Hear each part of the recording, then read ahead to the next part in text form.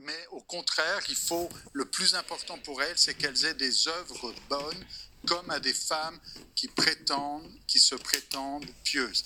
Et notez bien que ça donne le ton, parce que justement, c'est ça le problème dans une mauvaise herméneutique, dans une mauvaise lecture de la Bible, c'est qu'on prend juste un verset et on le lit à sa manière. Le verset d'avant et le verset d'après, on le lit différemment. Parce que au verset 11, et là c'est le verset qui pose le plus de discussions et de disputes, que la femme s'instruise en silence avec une entière soumission. Je ne permets pas à la femme d'enseigner, ni de dominer sur l'homme, qu'elle demeure dans le silence. Et ce verset-là a fait couler beaucoup d'encre et encore suscite beaucoup de disputes, et c'est bien triste. Parce que certains vont dire, mais quand même, l'apôtre Paul dit clairement ici que la femme n'a pas le droit d'enseigner. Alors, certains vont dire, mais c'est écrit, frère. Et oui, c'est écrit. Et personnellement, tout ce qui est écrit dans ce livre-là, je le prends, je l'accepte, je le reçois et je veux bien le comprendre. Parce que c'est écrit aussi, juste à la fin de ce chapitre-là, que la femme est sauvée en devenant mère. Mais personne aujourd'hui ne fait de grandes disputes théologiques en disant que si une femme n'a pas d'enfant, elle n'est pas sauvée. Pourtant, c'est écrit. Et c'est écrit de la même manière que la femme ne peut pas enseigner. Alors, vous voyez, c'est ça un petit peu le côté sournois, ou ce que l'apôtre Paul va appeler l'hypocrisie de la foi, c'est qu'on lit d'une manière quand ça nous arrange, et on lit d'une autre manière quand ça ne nous arrange pas. Donc, quand ça nous arrange de dire à la femme de se taire, on va dire « je ne permets pas à la femme d'enseigner, c'est écrit, on ne peut pas faire autrement, c'est noir sur blanc, c'est la Bible qui le dit, d'accord ?» Mais quand la Bible, la même Bible, 2 versets plus loin, dit que la femme est sauvée en devenant mère, alors là, on fait des pirouettes, on dit « oui, mais il ne faut pas prendre au pied de la lettre, ça ne veut pas dire que si une femme n'a pas d'enfant, elle n'est pas sauvée, ce n'est pas le message de la Bible. » Alors, il y a 2 lectures qui sont incohérentes. Alors, il faut être cohérent et c'est très important, sinon on est dans l'hypocrisie. L'hypocrisie, c'est de lire d'une manière quand ça nous arrange et d'une autre manière quand ça ne nous arrange pas. De la même manière, si on dit « je ne permets pas à la femme d'enseigner », la femme ne doit pas avoir de tresse non plus, ni d'or, ni de perles.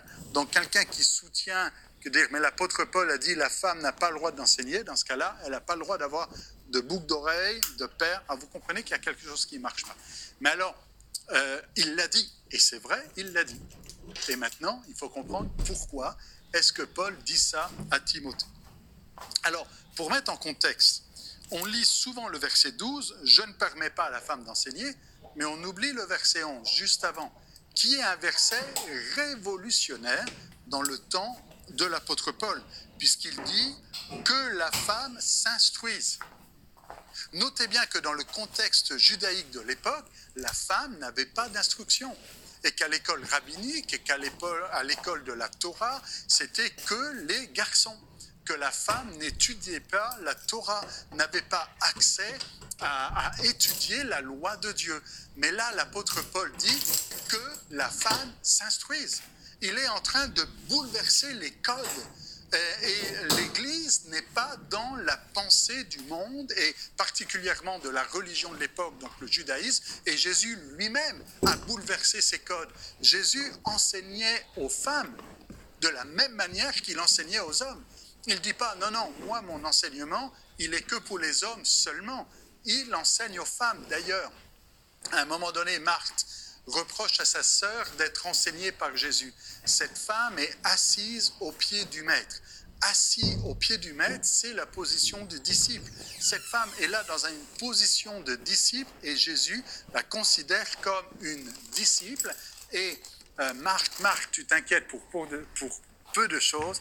Marie, elle, a choisi la bonne part qui ne lui sera pas ôtée. Et Paul le sait. Et donc, il n'ôte pas cette part aux femmes, mais il dit au contraire que la femme s'instruise. Maintenant, le « en silence » ici, que la femme s'instruise en silence, le mot grec qui est utilisé ici pourrait aussi être traduit que la femme s'instruise paisiblement. Comprenez, il ne faut pas qu'il y ait du chahut, il ne faut pas qu'il y ait des interruptions. On voit ça un petit peu dans l'Épître aux Corinthiens aussi, quand l'apôtre Paul dit, il ne faut pas qu'il y ait du désordre dans l'Église. Et ici, il dit que la femme s'instruise donc en paix, en silence, avec une entière soumission. Et il dit, je ne permets pas à la femme d'enseigner ni de dominer. Alors souvent, certains vont jouer un petit peu avec les mots ici. Alors là encore, si on veut être pointu, et si quelqu'un dit, mais c'est écrit que la femme n'a pas le droit d'enseigner, il n'est pas dit qu'elle n'a pas le droit de prêcher, il est dit qu'elle n'a pas le droit d'enseigner. Maintenant, ça veut dire quoi, enseigner? Est-ce qu'une femme a le droit d'enseigner à l'école? La Bible dit qu'elle n'a pas le droit d'enseigner. Est-ce qu'une femme a le droit d'enseigner les enfants à l'éducation chrétienne, à l'école du dimanche? La Bible dit qu'elle n'a pas le droit d'enseigner. Est-ce qu'une femme a le droit d'enseigner à l'université, les mathématiques, la science? La Bible dit qu'elle n'a pas le droit d'enseigner. Vous voyez jusqu'où on va. Vous comprenez qu'il n'y a pas si longtemps, il y a une centaine d'années, les femmes n'avaient même pas le droit d'être médecins en Europe. Aujourd'hui, ce n'est pas le cas. Maintenant, l'apôtre Paul dit qu'il ne permet pas à la femme d'enseigner. Et tout de suite, on fait notre propre lecture, c'est-à-dire, là, il est en train de dire prêcher. Il n'a pas utilisé le mot prêcher. Une femme qui annonce la bonne nouvelle à ses voisins. Une femme qui rend témoignage de Jésus à ses voisins. Elle va les enseigner dans les voies du Seigneur. Est-ce qu'elle a le droit de faire ça? Est-ce qu'une femme a le droit d'évangéliser ses voisins et de les enseigner dans les voies du Seigneur? Comprenez qu'un mot, c'est un mot. Et quand Paul dit ici, je ne permets pas à la femme d'enseigner, il faut comprendre ce qu'il y a derrière ce mot-là. Maintenant, le mot enseigner ici, c'est didascaléo, et c'est le mot dont on a parlé hier. Donc, c'est l'enseignement, la doctrine. Le didascalos, c'est le maître. Et donc, quelque part, l'apôtre Paul ici dit, je ne permets pas à la femme d'apporter cet enseignement, d'amener donc d'être là en maître et docteur de l'enseignement. Et certains vont dire, oui, mais la femme peut enseigner les filles, mais pas les garçons, parce qu'il est dit qu'il ne faut pas qu'elle domine sur l'homme. Mais ce n'est pas ce que dit le texte. Et là encore, on a une lecture biaisée, parce que le texte ne dit pas qu'il ne faut pas qu'elle l'enseigne pour ne pas dominer. Le texte dit bien, ni enseigner, ni dominer. Donc les deux sont séparés, il ne faut pas qu'elle enseigne et il ne faut pas qu'elle domine. Il ne s'agit pas d'enseigner pour dominer, il y a enseigner d'un côté et dominer de l'autre. Alors évidemment, on va se poser la question, que veut dire enseigner ici? Alors, l'apôtre Paul explique ce qu'il a dit et quel est le sens de sa phrase du verset 12. Je ne permets pas à la femme ni d'enseigner, ni, c'est vraiment ce que dit le grec ici, oudé, ni d'enseigner, ni de dominer, parce que Adam a été façonné le premier, et ainsi de suite. Et il va donc prendre comme illustration Adam et Ève. Maintenant, ce qui est très intéressant, c'est de considérer le verbe dominer. Je ne permets pas à la femme de dominer sur l'homme. Dominer ici, c'est autentes, autenteo, et c'est ce qu'on appelle un apax legomenon. Oula, c'est difficile à dire. Un apax, en fait, ça veut dire que le mot ne revient qu'une seule fois dans toute la Bible. Nulle part dans la Bible, on retrouve ce verbe-là. Alors, vous comprenez que pour un traducteur, c'est pas facile à traduire ce genre de mot, parce que ce mot ne revient nulle part ailleurs dans la Bible. Alors, on dit, mais comment est-ce qu'on sait ce que ça veut dire? On regarde les autres écrits que l'on peut trouver dans le monde grec. Alors, si on va dans le monde grec, ce mot veut dire meurtrier. Quelqu'un qui tue quelqu'un de sa propre famille. Dans Sagesse de Salomon, c'est un apocryphe, il est question des parents qui sont les meurtriers d'êtres sans défense. Et on a chez les philosophes, le mot qui est utilisé comme étant le meurtrier de quelqu'un de sa famille. Mais le mot a un autre sens aussi, c'est celui de auteur. Auteur, c'est-à-dire source de. Et je dois vous avouer que parmi toutes les interprétations que j'ai pu étudier concernant ce passage, celui-là semble être le plus approprié. L'apôtre Paul dit « Je ne permets pas à la femme de se déclarer l'auteur ou la source de l'homme. » Parce que elle est la mère qui a enfanté. Comprenez ? L'apôtre Paul dit « Je ne permets pas à la femme de déclarer être l'auteur de l'homme » et on est dans quelle ville ? On est à Éphèse. On est à Éphèse où le culte principal, c'est celui de Diane, la Diane des Éphésiens, où on a ici une pensée qui est très axée sur la femme. Et donc ici, vraisemblablement, l'enseignement en question est celui-ci. Alors, je fais ma paraphrase. Maintenant, je vous laisserai méditer là-dessus, mais voilà ce que je pense que l'apôtre Paul a voulu dire. L'apôtre Paul a voulu dire, je ne permets pas à la femme, et il ne fait pas référence à n'importe quelle femme, il fait référence à une femme en particulier, de la même manière qu'il a fait référence à certaines femmes de l'Église qui avaient des tenues qui n'étaient pas décentes. Il dit ici, je fais référence à cette femme qui enseigne que la femme est la source de l'homme. Je fais référence à cette femme qui enseigne que la femme domine sur l'homme parce qu'elle est l'auteur et précédent à l'homme. Du coup, on comprend la logique de Paul quand il dit « Hey, souvenez-vous d'Adam et Ève. Adam était le premier.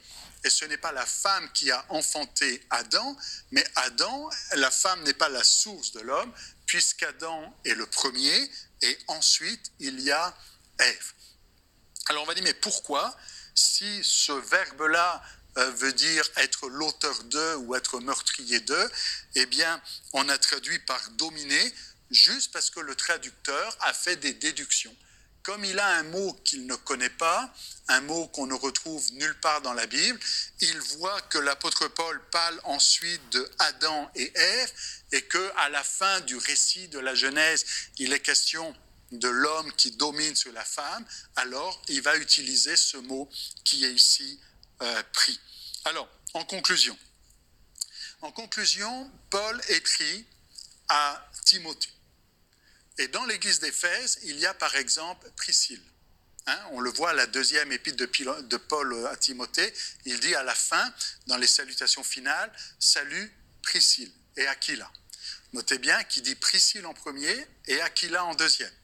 Et en grec, l'ordre des mots est très important. Il ne dit pas « Salut Aquila et sa femme », il dit « Salut Priscille et son mari Aquila ». Donc Paul a beaucoup de références, de prévenance et d'estime, diront certains, pour cette femme Priscille qui, avec son mari, avait recadré l'enseignement d'Apollos. Souvenez-vous de cette histoire. On ne sait pas Aquila et Priscille, mais c'est Priscille qui enseigne Apollos avec son mari. Alors, ceci étant dit, quand on prend le verset 12 en disant « Je ne permets pas à la femme d'enseigner », il faut faire attention à la manière dont on lit ce texte-là. Et si on dit « Mais c'est écrit que la femme ne peut pas enseigner », alors d'accord, je vous prends au mot, il ne faut pas qu'elle enseigne du tout et nulle part. Mais si vous dites « Oui, mais à l'école du dimanche, elle peut enseigner », ce n'est pas marqué. S'il est dit « Oui, mais à l'école, elle peut enseigner », ce n'est pas ce qui est marqué. Donc, faites attention à la lecture. Et quand vous lisez après que la femme est sauvée en devenant mère, alors vous êtes obligé de dire que l'apôtre Paul dit qu'une femme qui n'a pas d'enfant n'est pas sauvée. Mais ce n'est pas ce que l'apôtre Paul dit, ça ne fait pas de sens, ce n'est pas logique. L'apôtre Paul ici donc est en train de faire référence à une situation particulière. Il dit « Je ne permets pas à la femme qui enseigne que la femme est l'auteur de l'homme, eh bien d'enseigner ces choses-là. » Et il continue en disant « Parce que Adam a été façonné le premier et Ève ensuite, elle n'est pas l'auteur, elle n'est pas la source. Et c'est elle, ce n'est pas Adam qui a été trompé, c'est la femme qui trompée s'est rendue coupable. » Et notez bien qu'il y a beaucoup de jeux entre là et les femmes là-dedans, mais je n'ai pas le temps de développer ça, qui s'est rendue coupable de transgression. Elle sera néanmoins sauvée en devenant mère. Et évidemment, l'apôtre Paul ici fait référence à la femme d'une manière générale qui est sauvée, pas en devenant mère, c'est-à-dire en mettant au monde le sauveur de l'humanité. Et c'est la promesse qui avait été faite en Genèse, la postérité de la femme écrasera la tête du serpent de son talon. Et donc ici, la postérité de la femme, donc la naissance, ce qui est né d'une femme, amène le salut. Et cette femme et la femme en général, est sauvée par la naissance du Sauveur, à savoir Jésus, né d'une femme. Et il conclut en disant elle sera sauvée. Donc